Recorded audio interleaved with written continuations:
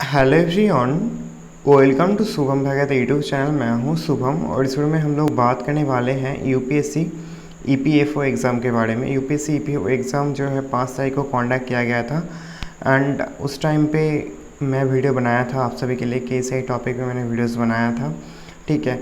और सबसे महत्वपूर्ण और एक टॉपिक आ जाता है कि यूपीएससी ईपीएफओ का एक्सपेक्टेड कट ऑफ मार्क्स क्या कुछ रहेंगे, general, EWS, OBC, SC category के लिए क्या कुछ एक्सपेक्टेड कट ऑफ मार्क्स रहेंगे इस साल, उसके बारे में जानेंगे। उसके बाद 2018 पे 2017 पे क्या कुछ मार्क्स थे, ठीक है। अभी जो है रिटन एग्ज़ाम पे 75% का वेटेज दिया जाता है एंड 25% का वेटेज दिया जाता है इंटरव्यू पे, ठीक है। लेकिन कुछ टाइम पहले जो है 100% मतलब 50% वेटेज दिया जाता था आपका रिटन एग्ज़ाम पे एंड 30% वेटेज दिया जाता था आपका इंटरव्यू पे, ठीक है। उसके अलावा भी और भी कई सारे राउंड होते थे।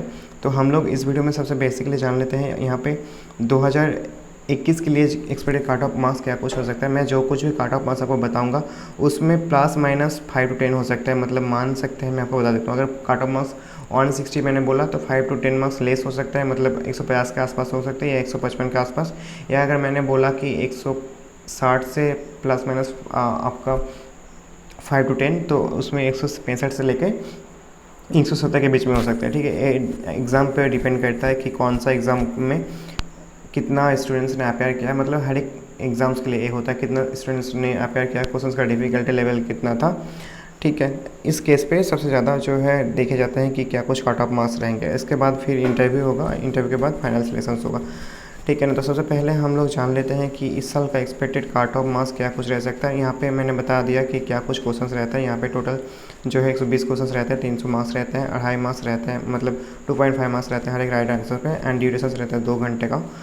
75% टू 75% वोटेज देता है रिटन एग्ज़ाम का एंड 25% वोटेज दिया जाता है आपका इंटरव्यू का, ठीक है। तो यहाँ पे अगर 2021 के लिए एक्सपेक्टेड कट ऑफ मार्क्स देखा जाए तो जनरल के लिए 165 से लेके 175 के बीच में, ईडब्ल्यूएस के लिए 155 से लेके 165 के बीच में, ओबीसी के लिए 145 से लेके 155 के बीच में, एससी के लिए 135 से 145 के बीच में, एसटी के लिए 125 से लेके 135 के बीच में।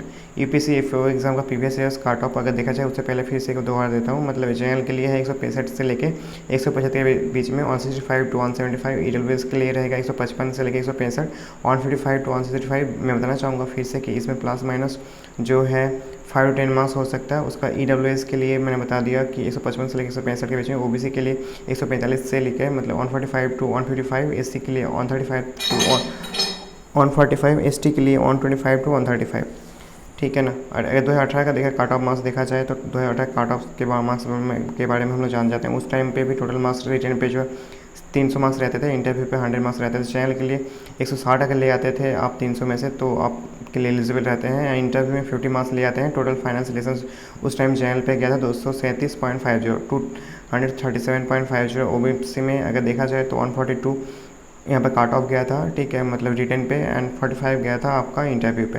तो यहाँ पर 219 है। यहाँ पे एससी के लिए अगर देखा जाए 128.50 है, ठीक है। Total cut off marks interview जो रहता है वो 40 में हो गया था, ठीक है। तो यहाँ पे कुछ मार्क्स दिए गए हैं। एसटी के लिए 133 है और इसमें 228.50 मार्क्स जो है आपका फाइनल सिलेक्शन में हो चुका है, ठीक है ना।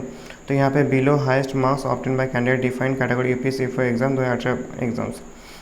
यहाँ पे UPSC for exam highest mark obtain by the candidate in a defined categories. General पे है 267.23, ओबीसी पे है 251.92, एससी पे है 268.47, एसटी पे है 228.57। एक किसका था ये 2018 का जो फाइनल सिलेक्शन था उसमें क्या कुछ मार्क्स था उसका यहाँ पर बताया गया, ठीक है। एसटी के लिए 228, पीएच के लिए 118, तो इसको भी आप सभी देख सकते हैं। उसके बाद 2017 का अगर देखा जाए 2017 का नंबर ऑफ स्टूडेंट्स जो है लगभग 1,46,000 स्टूडेंट्स अपेयर हुए थे एंड इस टाइम पे वोटेज काफ़ी मतलब अलग था। इस टाइम रिक्वायरमेंट टोटल जो 100 मार्क्स रहते थे टेस्ट पे एंड इंटरव्यू पे 100 मार्क्स रहते थे, तो यहाँ पे वोटेज था 50% का।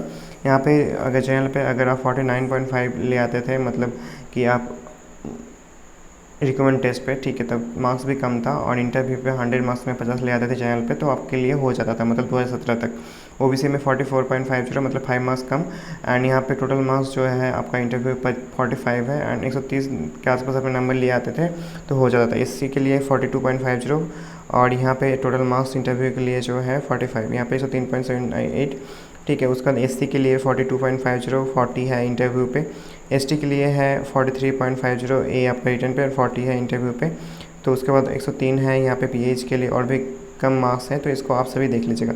तो मैंने उम्मीद करता हूँ कि मेरे द्वारा जो कुछ बताया गया आप सभी को समझ पाए होंगे। फिर से समराइज कर देता हूँ कि इस साल के एक्सपेक्टेड कट ऑफ मार्क्स क्या कुछ रहेगा।